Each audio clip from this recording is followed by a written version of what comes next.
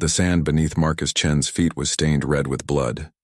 He stood in the middle of a massive arena, looking up at thousands of alien faces staring down at him. The crowd made loud noises, clicking and growling sounds that hurt his ears. These were the Zephyrians, and they wanted to see him die. Marcus had been on this planet for 3 weeks now. 3 weeks since his survey ship was captured while exploring the outer rim of the galaxy. 3 weeks since he watched his crew get dragged away to different parts of this world. 3 weeks of sitting in a dark cell, waiting for something to happen. Now he knew what that something was. The arena was huge, carved from black stone that reflected the light from 3 suns above. The walls rose high into the sky, covered with spikes and sharp edges. There was nowhere to run, nowhere to hide. Just him, the sand, and whatever they planned to throw at him. Marcus looked around and saw bones scattered across the arena floor. Not human bones. These belonged to other aliens. Big ones, small ones, some with extra arms or legs. All dead now. All had faced whatever test this was and failed. A Zephyrian guard pushed him forward with a long spear. Marcus stumbled, but kept his balance. The guard was twice his size, covered in thick scales that looked like armor. Its yellow eyes showed no emotion as it pointed toward the center of the arena. "Move, soft skin," the guard said in broken universal. "Time to die with honor." Marcus walked where the guard pointed. His feet made soft sounds in the sand. The crowd got louder as he moved closer to the middle. Some threw things down at him. Rocks, pieces of food, other things he did not want to think about. Above him, in a special box made of gold and red stone, sat the most important Zephyrians. They wore fancy clothes and had jewels stuck into their scales. One of them, bigger than the rest, stood up and raised his arms. The crowd became quiet. "Welcome to the Arena of Truth," the big Zephyrian shouted. His voice echoed off the walls. "Here we learn who deserves to live and who deserves to die. Here we separate the strong from the weak." The crowd roared again. Marcus could feel the sound in his chest. "Today we have a new soft skin," the leader continued. "This one calls itself human. It comes from a place far away thinking it can explore our space without permission." More roars from the crowd. Marcus noticed they used the word "it" when talking about him. To them he was not really alive, just a thing to be tested. "But we know the truth," the leader said. "All soft skins are weak. All must kneel before the might of the Zephyrian Empire. Watch now as this human learns its place." Marcus had learned some things about the Zephyrians during his time in the cell. They believed that physical strength was everything. If you were strong, you deserved to rule. If you were weak, you deserved to serve or die. They had built their whole empire on this idea. They had conquered dozens of worlds this way. They would land on a planet, challenge the strongest fighters to single combat, and when they won, the whole planet would surrender. It worked because the Zephyrians were incredibly strong. Their thick scales could stop most weapons. Their claws could cut through metal. They were natural warriors. But Marcus had also noticed something else. In all the stories the guards told, in all the battles they described, the Zephyrians always fought the same way. Charge forward, use their strength, overpower the enemy. It worked for them, so they never tried anything different. A gate on the far side of the arena began to open. The crowd got excited again. Something big was coming out, something that made heavy footsteps on the stone floor beyond the gate. Marcus took a deep breath and tried to remember his training. He had been a survey team leader for 10 years. His job was to explore unknown worlds and figure out how to survive on them. He had faced dangerous animals, deadly weather, and hostile environments. He had always found a way to survive by using his brain instead of his muscles. This was just another problem to solve. The gate opened fully, and Marcus saw his opponent for the first time. It was a Zephyrian, but bigger than any he had seen before. This one stood almost 9 feet tall and was covered in battle scars. Old wounds had turned into white lines across its dark green scales. Its claws were longer than Marcus's fingers, and they looked sharp enough to cut stone. The warrior stepped into the arena and flexed its muscles. The crowd went wild. This was clearly someone they knew and loved. Korath the Dominator, the leader announced. Winner of 500 battles, killer of the Martok champions, breaker of the Vorthon resistance. Korath raised his arms to the crowd. He moved like someone who had never lost a fight, never even worried about losing. His yellow eyes found Marcus and stayed there. Marcus was 6 feet tall and weighed about 180 pounds. He was in good shape from years of survey work, but compared to Korath, he looked like a child. The Zephyrians in the crowd started laughing and pointing. Some were making bets on how quickly Korath would kill him. Marcus looked up at the crowd, then at Korath, then at the arena around him. He saw the walls, the sand, the bones, the weapons scattered around from previous fights. He saw the way the light fell from the 3 suns above. He saw the wind patterns from the way the sand moved. Most importantly, he saw that Korath was doing exactly what he expected.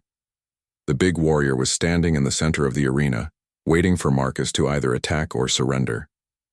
That was how all his fights probably went. The enemy would either charge at him in rage or fall down in fear. Marcus did neither. Instead, he started walking in a circle around Korath. Not running, not attacking, just walking and looking. He studied the way Korath moved, the way he held his claws, the way his eyes followed movement. The crowd did not like this. They wanted action. They wanted to see blood. Some started booing and throwing more things into the arena. Korath did not like it either. He turned to follow Marcus's movement, but he did not attack yet. This was probably new for him. Most enemies either came at him immediately or tried to run away. Marcus was doing something different. "What are you doing, soft skin?" Korath called out. His voice was deep and rough. "Are you too scared to fight? Do you want to kneel now and make this easy?" Marcus did not answer. He kept walking, kept studying. He was learning about his opponent, about the arena, about the situation. This was what humans did best. They gathered information and made plans. Korath's patience ran out. He took a step toward Marcus, his claws extended. "Fight me," he roared. "Stop running and face me like a warrior." Marcus stopped walking. He turned to face Korath directly. The big warrior expected him to show fear now, to beg or cry or attack in desperation. Instead, Marcus smiled. It was not a big smile, not a crazy smile. It was calm and confident, like someone who had just figured out the answer to a puzzle. Like someone who knew something that nobody else knew. The crowd did not understand this. Neither did Korath. In their world, you smiled when you won, not when you were about to die. But Marcus had spent the last few minutes learning everything he needed to know, and now he was ready to teach the Zephyrians something about humans. Korath stared at the human's smile and felt something he had not experienced in many years: confusion. In all his battles, in all his victories, enemies had shown him fear, anger, or desperate courage. Never had one looked at him and smiled like this. The human was small and weak. Korath could see that clearly. The soft skin had no claws, no natural armor, no visible weapons. Its skin looked like it would tear easily. Its bones seemed thin and breakable. By every measure that mattered, this should be the easiest fight of Korath's life. So why was it smiling? "You mock me, soft skin," Korath growled. He took another step forward, his massive frame casting a shadow over Marcus. "You think this is funny?" Marcus continued to smile but said nothing. He began to remove his jacket, slowly, like he was getting ready for a workout instead of a fight to the death. The jacket was blue with patches on it, symbols from his survey team. He folded it carefully and set it down on the sand. The crowd grew restless. This was not how arena fights were supposed to go. Where was the screaming? Where was the begging? Where was the desperate charge that always ended in blood? "I have killed warriors from 17 different worlds," Korath announced, his voice carrying across the arena. "I have broken the backs of Vorthon berserkers. I have torn the hearts from Martok champions. I have made the proud Kalari beg for mercy." Marcus rolled up his sleeves and started doing simple stretching exercises.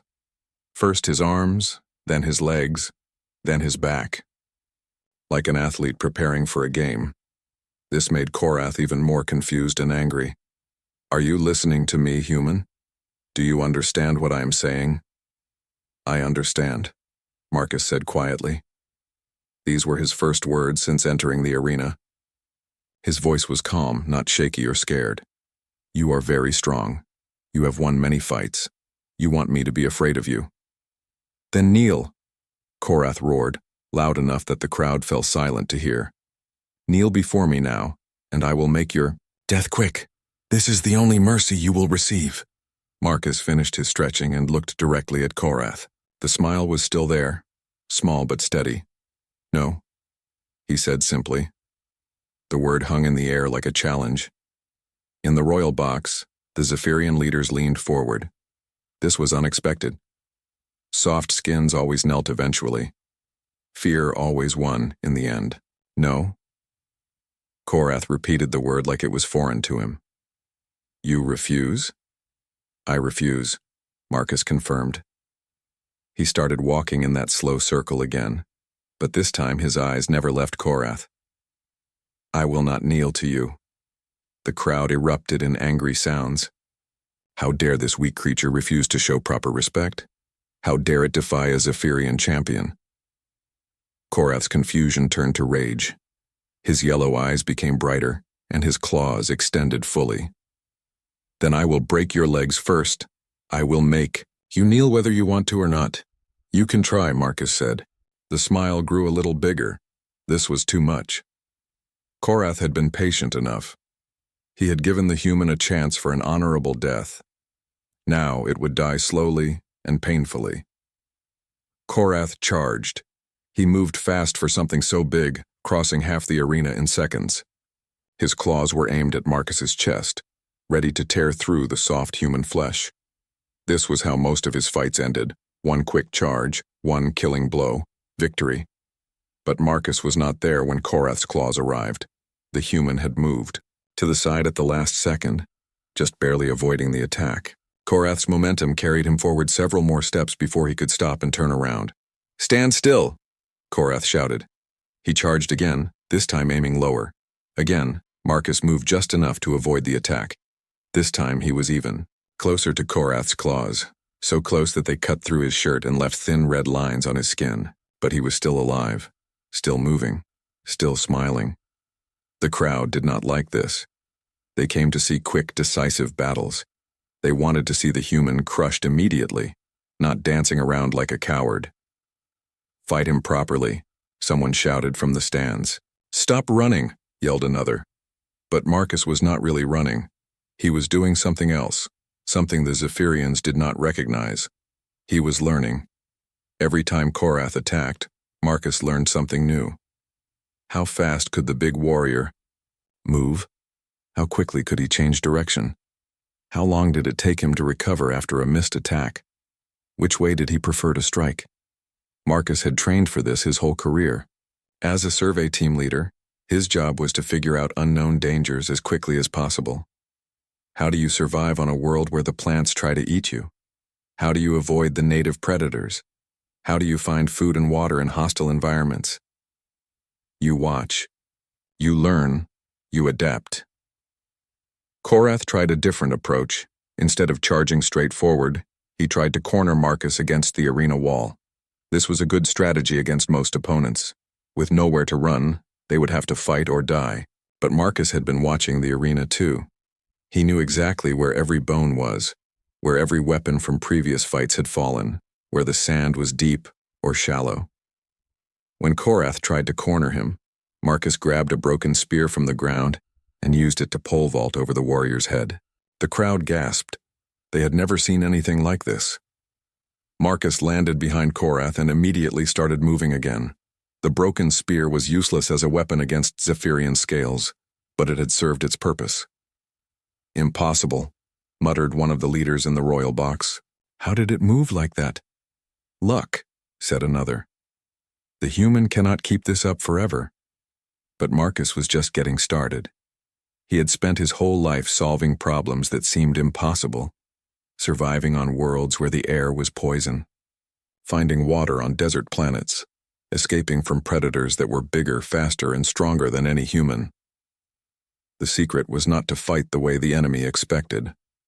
The secret was to use your brain. Korath spun around, breathing heavily now. His perfect record was being challenged by a creature that should have died in the first seconds of the fight. This was embarrassing. This was wrong. "Stop moving and face me," he demanded. "I am facing you," Marcus replied. He was still smiling, but now there was something else in his expression. Confidence. Like a chess player who could see 20 moves ahead. "You fight like a coward. Like prey." "I fight like a human," Marcus said. "And humans do not give up." Korath prepared for another charge, but this time he hesitated. Something about the human's confidence was making him doubt himself. What if the soft skin had a plan? What if this was all leading to something? In the royal box, the Zephyrian leaders were having similar thoughts. This was supposed to be a simple execution, a demonstration of their power. Instead, it was becoming something else entirely. The human was still weak. The human was still going to die. But for the first time in centuries, a Zephyrian champion was being made to look foolish in front of thousands of witnesses, and the human was still smiling. Down in the arena, Marcus could feel the crowd's mood changing. They had come expecting to see him crushed immediately. Instead, they were watching something they had never seen before, a weak creature refusing to act weak. This was exactly what he wanted. The longer the fight went on, the more doubt would creep into their minds. And doubt was a human's best weapon against overwhelming force. Korath charged again, but this time Marcus could see the hesitation in his movements. The warrior was starting to think instead of just attacking. And that was the beginning of his defeat. The fight had been going on for 10 minutes now. 10 minutes of Korath charging and missing. 10 minutes of Marcus staying just out of reach. The crowd was getting restless and Korath was getting tired. This had never happened before. Korath's fights usually lasted less than 30 seconds. His opponents either died quickly or surrendered quickly. But this human kept moving, kept avoiding, kept smiling. Marcus could see the frustration building in Korath's eyes. The big warrior was breathing harder now, and his attacks were becoming less precise. This was good. Tired enemies made mistakes, and mistakes were opportunities. But Marcus was getting tired too. He was only human after all. His body was not designed for this kind of extended combat. His legs were starting to ache and his breathing was getting deeper. He could not keep dodging forever. Time to try something different. The next time Korath charged, Marcus did not dodge completely. Instead, he moved just enough so that the warrior's claws scraped along his arm instead of going through his chest. The cuts were painful but not deep. Korath felt his claws connect and roared in triumph. Finally. Now you bleed, soft skin. But Marcus had done this on purpose. He wanted Korath to feel successful, to think he was winning, because overconfident enemies made even bigger mistakes. "Yes," Marcus said, looking at the blood on his arm. "I bleed, just like you will." This stopped Korath cold. "What did you say?" "I said you will bleed too," Marcus repeated calmly. "Your scales are tough, but they are not perfect. Your strength is great, but it is not endless. You are not a god, Korath. You are just another problem to solve." The crowd did not like this. How dare the humans speak to their champion this way? How dare it suggest that Korath could be hurt? But in the royal box, some of the leaders were thinking. The human had a point. Korath was strong, but he was not invincible. He had been cut before, had been hurt before. Just never defeated. Korath's rage exploded. "I am Korath the Dominator. I have never been defeated. I will tear you apart." "You have never been defeated," Marcus agreed, "because you have never fought a human before." This time, when Korath charged, Marcus was ready. He had been studying the warrior's patterns for 10 minutes now. He knew how fast Korath could move, how he liked to attack, how long it took him to recover. Instead of dodging to the side like before, Marcus dropped to the ground and rolled between Korath's legs. As he came up behind the warrior, he grabbed a handful of sand and threw it at Korath's eyes. Korath bellowed in pain and surprise, clawing at his face to clear his vision. Sand would not permanently hurt a Zephyrian, but it would blind them temporarily. "Coward," someone shouted from the crowd. "Fight with honor!" But Marcus was not interested in their idea of honor. He was interested in survival. And humans had survived for thousands of years by being smarter than their enemies, not stronger.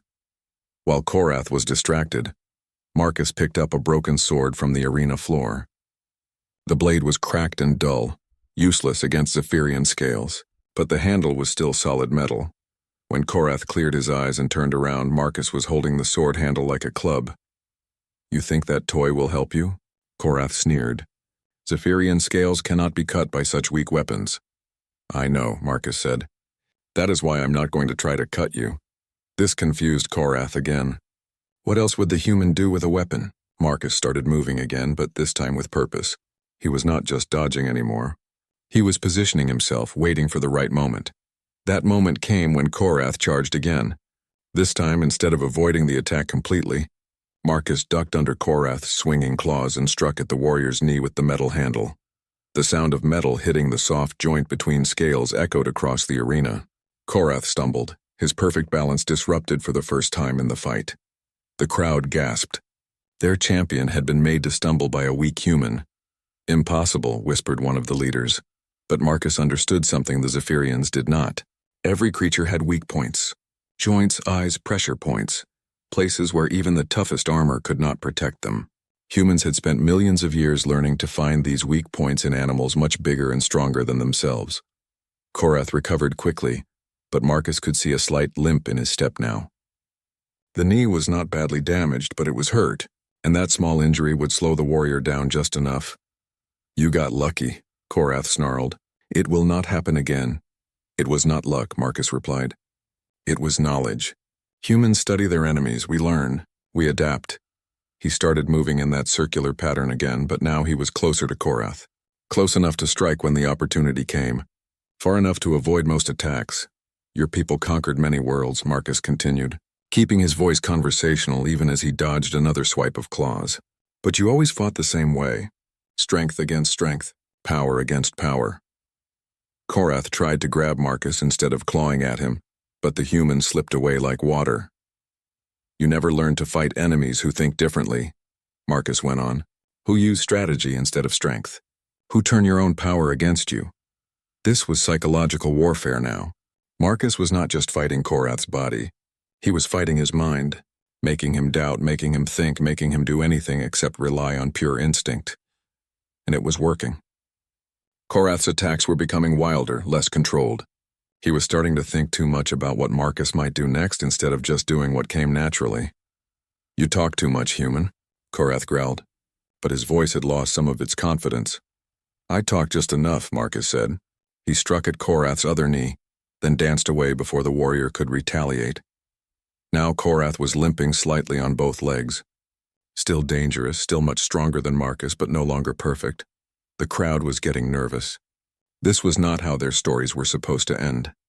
Their champion was supposed to be invincible. Their enemies were supposed to fall quickly and dramatically.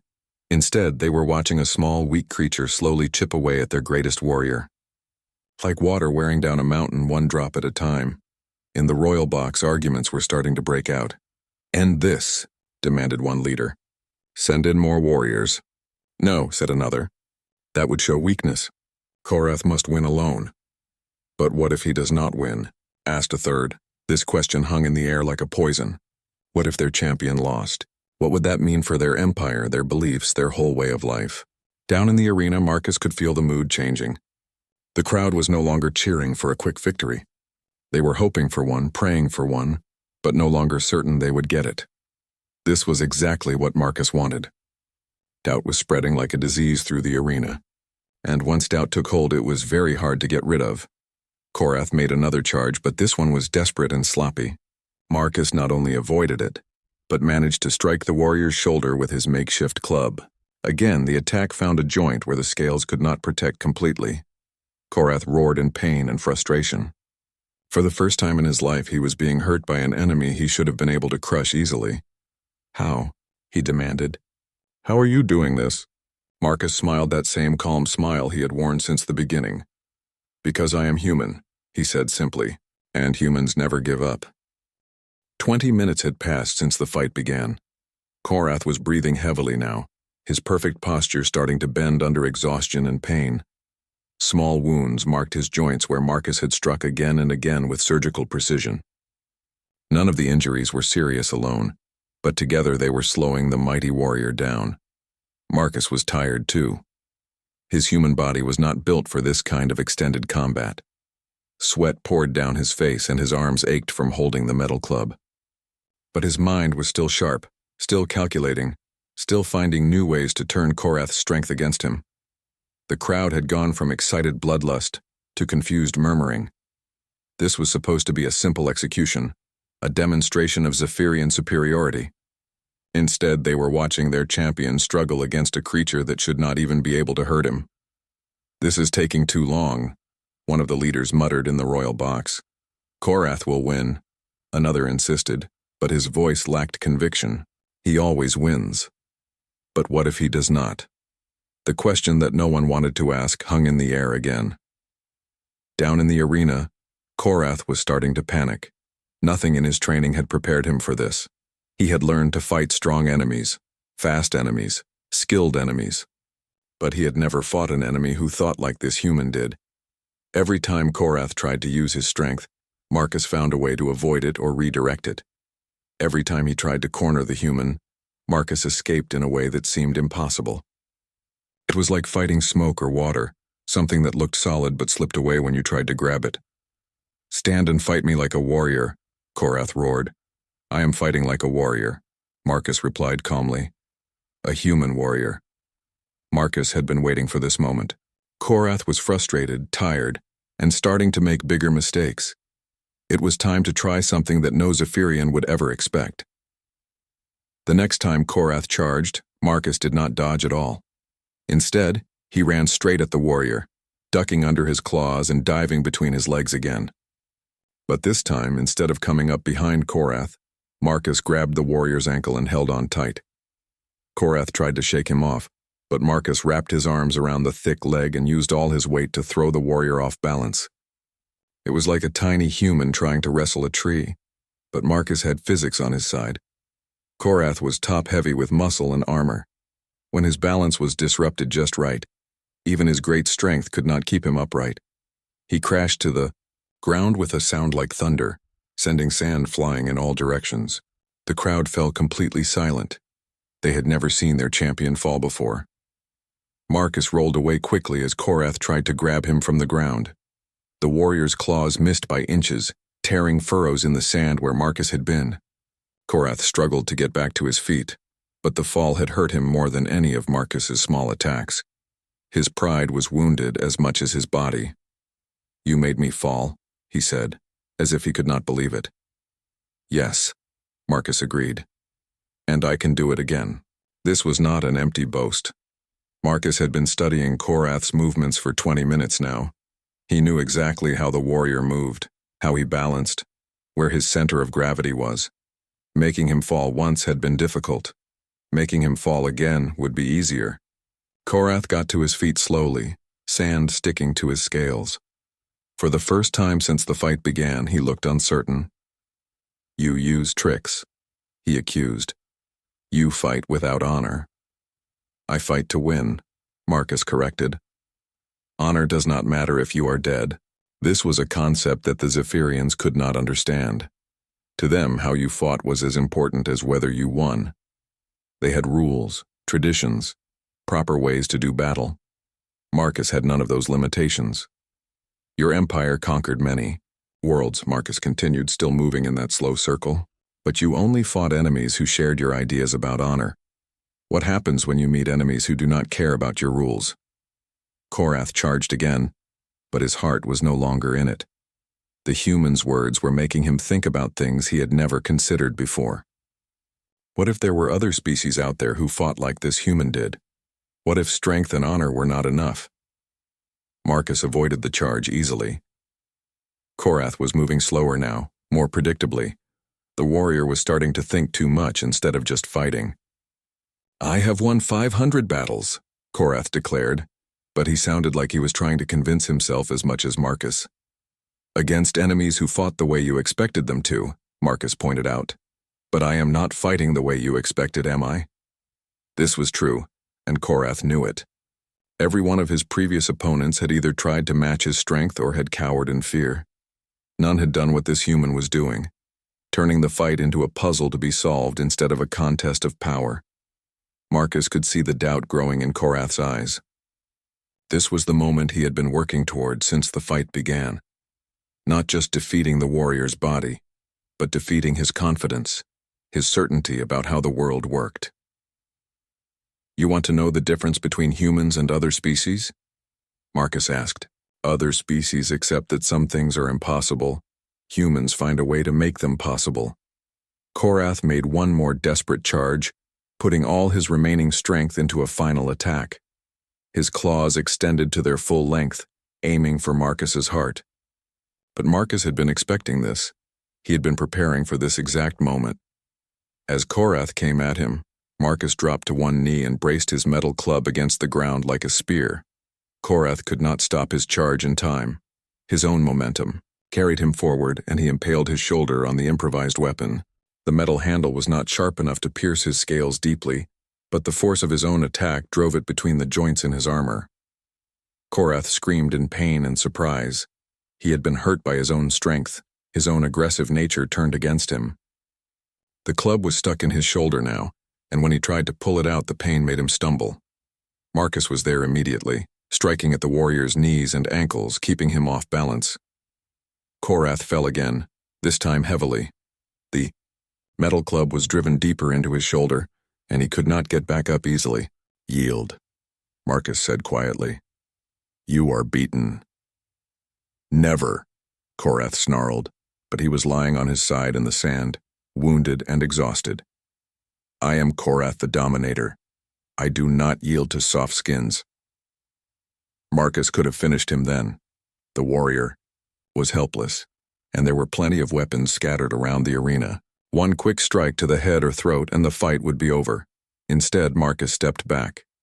"Then stay down," he said simply. This confused Korath even more than everything else that had happened. "Why do you not kill me?" "Because I do not have to," Marcus replied. "I have already proven my point." The crowd was in shock. Their champion was defeated, lying in the sand, and the human was not even going to finish him off.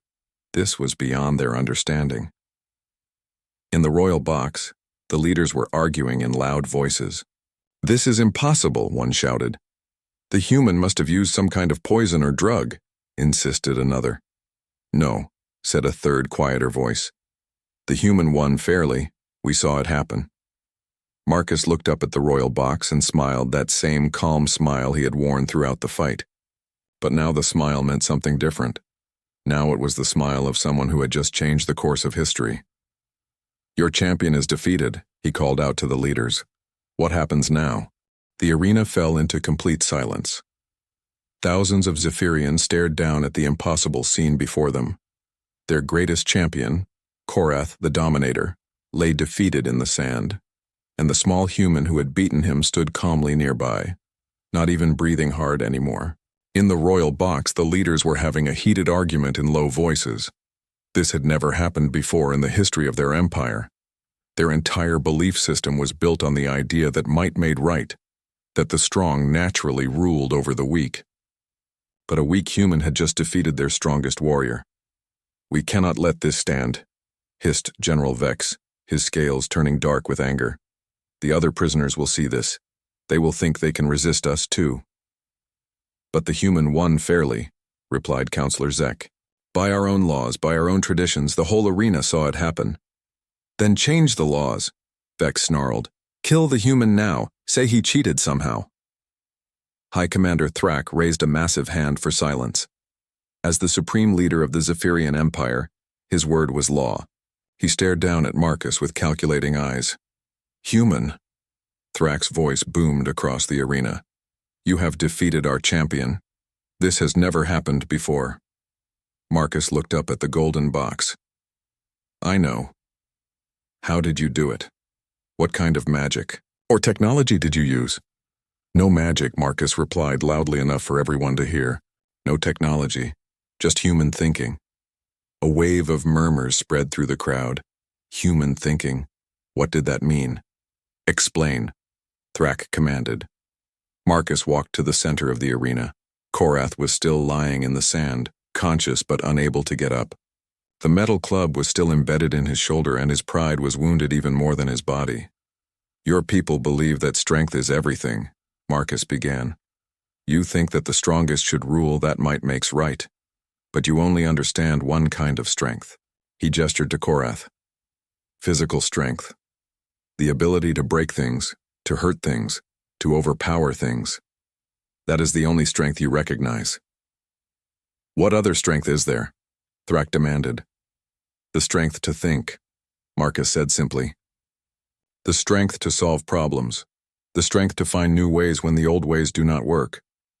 Marcus began walking in a slow circle again, but this time he was addressing the entire crowd. Humans are not the strongest species in the galaxy, he continued. We are not the fastest or the toughest, but we are the best at adapting. When we meet a problem we cannot solve with force, we solve it with intelligence. The crowd listened, despite themselves. This was new to them, this idea that weakness could somehow become strength. Your champion is very strong, Marcus said, pointing to Korath. Stronger than any human will ever be. But strength without wisdom is just destruction. I did not beat him by being stronger. I beat him by being smarter. Impossible, muttered someone in the crowd.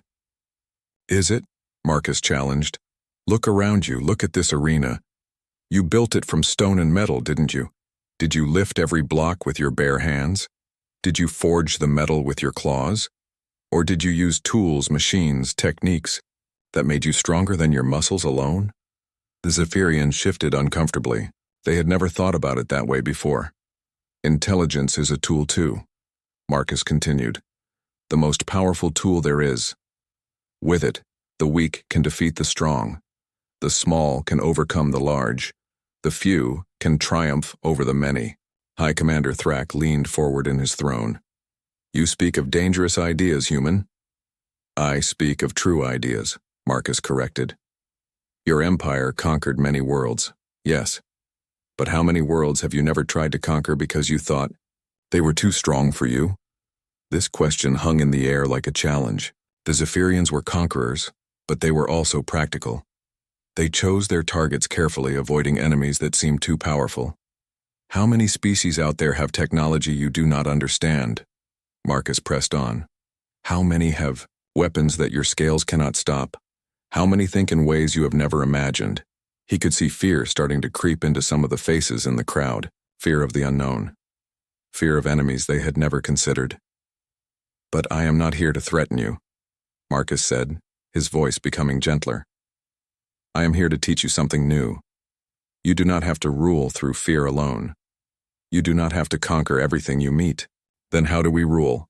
Thrak asked despite himself. Through understanding, Marcus replied. Through cooperation, through learning from others instead of just defeating them. He turned to address the crowd again. Every species has something to offer. Every world has knowledge that others do not possess. If you work with them instead of conquering them, you become stronger than you ever could alone. This was a radical idea to the Zephyrians. Their entire culture was built on domination and hierarchy. The idea of cooperation between equals was almost incomprehensible, but some of them were beginning to understand. In the crowd, Marcus could see faces that looked thoughtful instead of just angry or confused. Your people are strong, Marcus continued. You could be valuable allies to many species, but allies, not masters, partners, not conquerors. And if we refuse, General Vex called out from the royal box.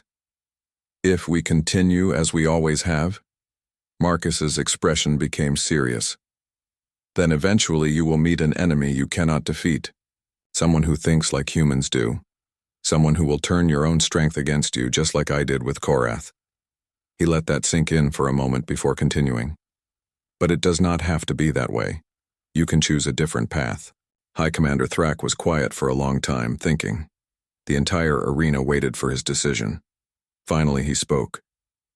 You have given us much to consider, human. By our laws, you have won your freedom. You may go. Marcus nodded. Thank you. But he did not move to leave yet. Instead, he walked over to where Korath was still lying in the sand. Can you stand? Marcus asked. Korath looked up at him with confusion and pain. Why do you care? Because you fought bravely, Marcus replied. You did not give up, even when everything you believed was being proven wrong. That takes a different kind of strength. Marcus carefully pulled the metal club from Korath's shoulder. The warrior winced, but did not cry out. You are still strong, Marcus told him. But now you can be smart too if you choose to learn. Korath struggled to his feet with Marcus's help. He looked at the human with new eyes. I do not understand you, Korath admitted. That is okay, Marcus said with that same calm smile. Understanding takes time. 3 months later, Marcus stood on the bridge of a human diplomatic vessel approaching Zephyrian space. The Empire had agreed to peace talks, something that would have been impossible before his fight in the arena. Not all Zephyrians had accepted the new way of thinking. Some still believed that might made right, that the strong should rule over the weak. But others had begun to see the value in cooperation, in learning from species they had once considered inferior. Change was slow, but it was happening. Marcus thought about that day in the arena, about the moment when he had first smiled at Korath's threats. He had smiled because he knew something the Zephyrians did not, that every problem had a solution if you were willing to think about it long enough. The greatest weapon humans possessed was not their technology or their courage. It was their refusal to accept that anything was truly impossible. That smile had started a revolution. Not a violent one, but a revolution of ideas. And in the end, that was the most powerful kind of revolution there was. As the diplomatic ship entered Zephyrian space, Marcus smiled again. There was still work to do, still minds to change, still bridges to build between species that had never trusted each other before. But he was looking forward to it. After all, it was just another problem to solve.